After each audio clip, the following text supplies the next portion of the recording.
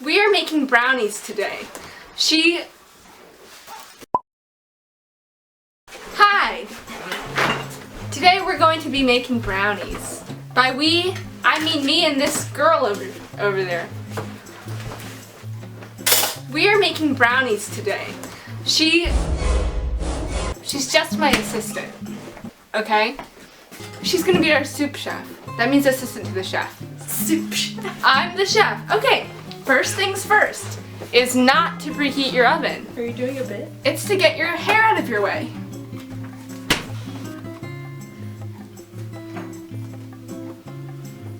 That is not gonna hold. Thank you, assistant. So, today I rate it so far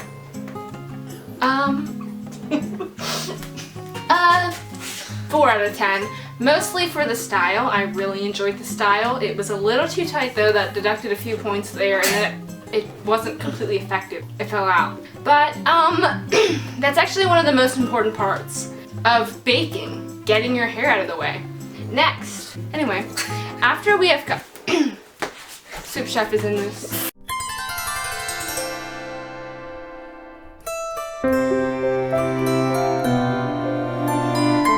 Very nicely demonstrated. Thank you. Once you have finished washing your hands, you are that much closer to beginning the brownie making process. You of course have to dry them.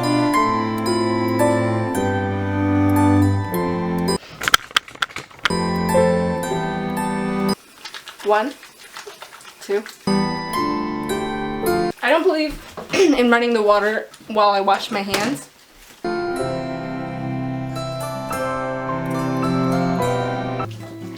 20. Okay. All those little suds. Dry them. I'm not using a paper towel because I don't believe in wastefulness. Grab a towel and begin to dry your hands, like so. Wonderful. I never said that I did not need a soup chef. Now that you've done that, it's time to preheat the oven. Boop, boop, boop, boop, boop. 350 to be exact. Okay. Up. Ding! It's already preheated. Okay. The recipe calls for 3 tablespoons of water. We have a few different roosters. I recommend using the tablespoon. It is the most effective way to get a full measurement of 3 tablespoons of water. Take the tap water from the tap. Soup chef.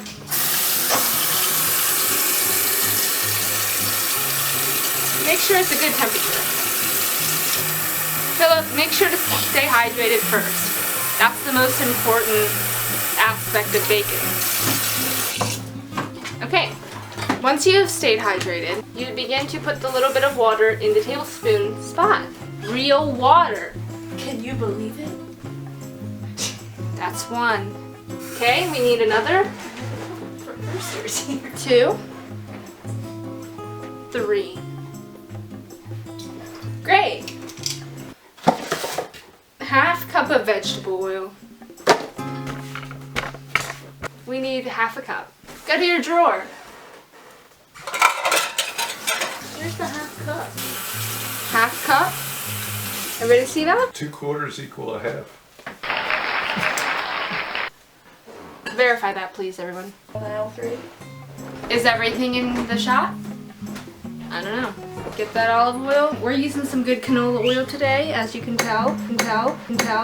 We like this brand West Sun, but we also really enjoy the Great Value brand as well. But this was just what they had. Still cut out of the frame. Okay, I don't need assistance, don't worry. Just don't show. We're following the recipe. I often go unscripted when I'm following recipes. I don't know, for some reason it just doesn't turn out right. So we're gonna go on script today. By script. Whatever. Once you poured all that, make sure to, hit it on the bowl a little bit. 2 eggs. 2 eggs, okay? Make sure to prepare your ingredients beforehand. 2 eggs. 1, 2. Everybody see the eggs? See it? Everybody see the eggs? Can I crack one? Soup chef decided to come back. Here you go, soup chef. You're welcome. Here you go. She takes what I give her, so it's 1 egg. Ready to crack it? Crack it on the side of the bowl. Make sure you hear that noise. Open it up. If you get a shell in there, who's gonna notice? Okay.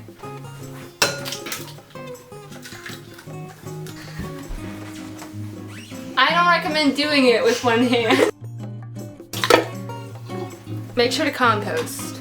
If you care about the environment at all, I recommend it, okay? But if you can, it's okay. But you should. You should.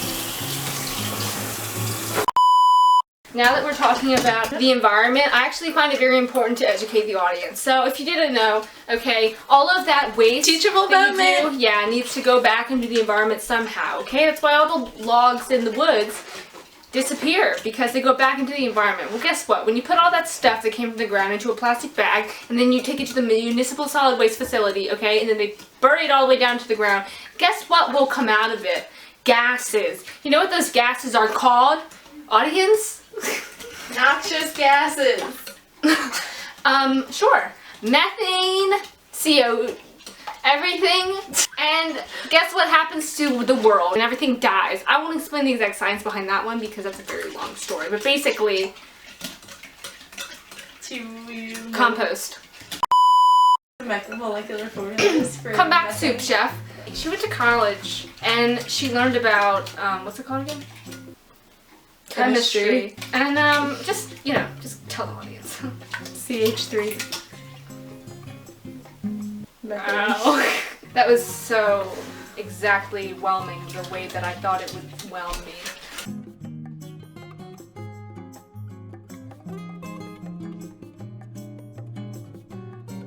In case anybody was wondering, I don't know if anybody was wondering, but that was, what was that? Methane. That was methane. In other words, a noxious gas. Slowly begin to pour it in. That's a chef trick. Okay? I learned it from watching one of those shows at some point on the Food Network. And they say to slowly incorporate the powdered ingredients. And luckily, Betty Crocker already supplied all of the powder in it. And it's all just in a bag for us, so it's okay to eat it. It's okay to eat anything with raw eggs in it as long as it tastes good, okay? Continue to whisk.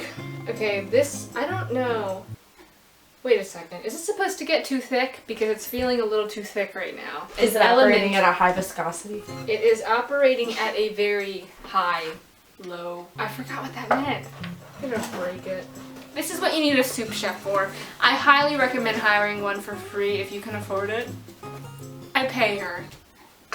But I do recommend hiring a soup chef. Or a sous chef. Either one. Let's get a closer look.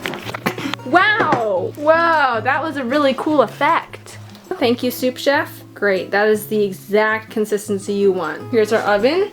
Our oven is not completely calibrated the right way, I don't think. Now, it's time to get a container to put it in. What kind of container are you supposed to put it in? Soup Chef said I can put it in this 9x9. Guys, you tell me. Is this 9 inch? I don't know. I didn't measure. Set it on your clean surface. Grab another spatula. If you're wondering about this whole endeavor, it's going to be a lot to clean up. You know, I'm just going to do it. I'm not really going to explain it. I mean, I don't know how sanitary this is right now. Continue to do whatever this would be called. Continue to pour it. This is extremely satisfying. Like, I always want to bake, and then I remember that I have to clean it all up at the end of it. Is it really worth it? I mean, I'd say it's only worth it if, like, somebody else cleans up for you. This is probably the most exciting thing that's happened in the past month. Call me a baker. Then lick the spatula. Or if you're a sanitary person, don't. Pretty good. It came out of a box, so you kind of know what to expect. Now go back and look at your box. What the heck? 40 minutes? Are you kidding me? Is this a joke? Are we cooking like bread? That's ridiculous. We're gonna go with like 30 and we'll see by then. Throwing it in the oven. Okay, it said 40 minutes. Are we gonna wait that long? I mean, we'll see. Okay, guys. Who wants to clean up? Okay, I will. Come clean with me, guys. Okay, we're cleaning. I'm sure this will be very entertaining. Oh, I should probably set an alarm for that.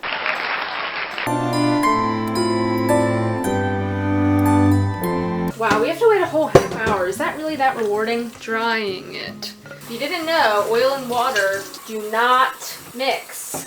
I'd say that's a pretty successful baking day. And now we just wait for them to bake. I can do that. It's easy. While you're waiting, grab a snack.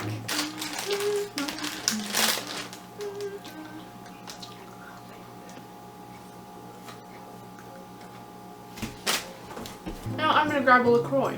Anybody want one? Anyone? Okay, just me. Here's the thing.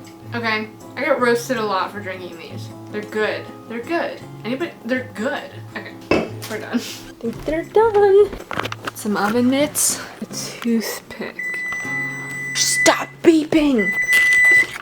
I really did not do much today, and I'm like exhausted now. Toothpick? Okay, so they're not ready. We'll be back.